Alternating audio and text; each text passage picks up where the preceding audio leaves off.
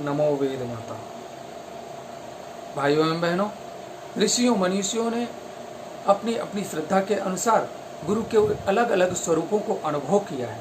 कोई उन्हें एक कुशल वैद्य के रूप में देखता है तो कोई एक कुम्हार के रूप में, किसी ने इन्हें पारस पत्थर की संज्ञा दी है तो किसी ने कल्प वृक्ष की, कोई इन्हें एक माली के रूप में देखता है तो किसी की अनुभूति भव सागर पार कराने वाले एक नाविक के रूप में होती है। आइए आज हम विचार करते हैं कि गुरु किस तरह एक कुशल वैद्य की तरह अपने शिष्य का कल्याण करता हुआ चला जाता है।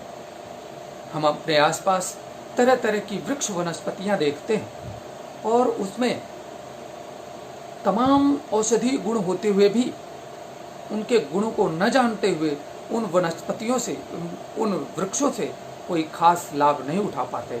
किंतु एक सुयोग्य अनुभवी वैद्य, एक कुशल वैद्य उन्हीं औषधियों में से रोग को पहचान करके और उन औषधियों का चुनाव करता है और रोगी का कल्याण करता हुआ चला जाता है, उसको आरोग्य प्रदान करता है, उसको पुष्टता प्रदान कर लेता है।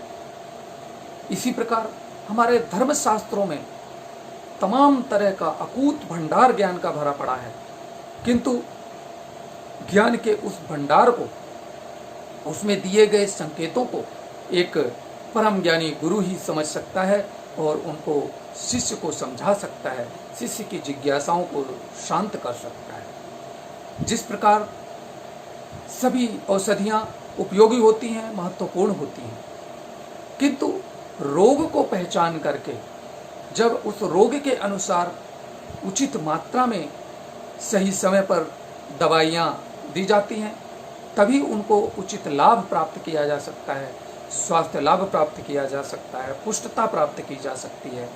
ठीक इसी प्रकार सभी साधना पद्धतियाँ, सभी उपासना पद्धतियाँ, सभी धर्म के पथ अपने आप में महान है, अपने आप में महत्वपूर्ण है, किंतु अपनी संस्कारों के हिसाब से, जन्म जन्मांतरों के जो उसमें संस्कार हैं, जो उसकी आस्थाएं हैं, जो उसका अध्यवसाय है, उसके अनुसार शिष्य के लिए कौन सा मार्ग सहज होगा, श्रेष्ठ होगा और वह सहजता से उस पर बढ़ सकेगा, इसका निर्णय गुरु करता है।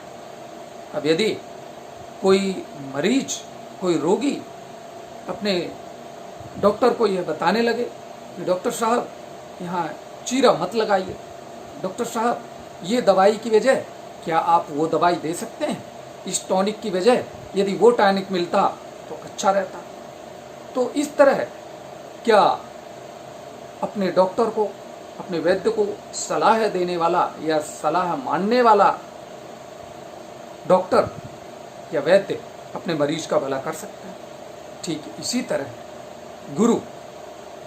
गुरु हमारी आस्थाओं, विश्वासों और संस्कारों के हिसाब से हमारे लिए साधना पद्धतियों का चयन करता है।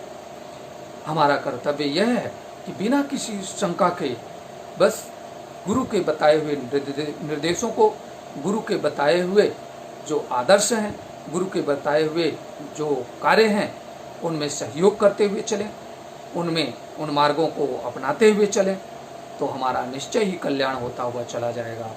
और गुरु के चित्रों को पूजने की अपेक्षा गुरु के चरित्र को पूजना ज़्यादा आवश्यक है। गुरु को मानने की अपेक्षा गुरु की मानना बहुत आवश्यक है। इसलिए गुरु जो कहता है वह अवश्य माने और उसको जीवन में धारण करें, तो हमारा कल्याण होता हुआ चला जाएगा। नमो वेद माता। ओम शांति।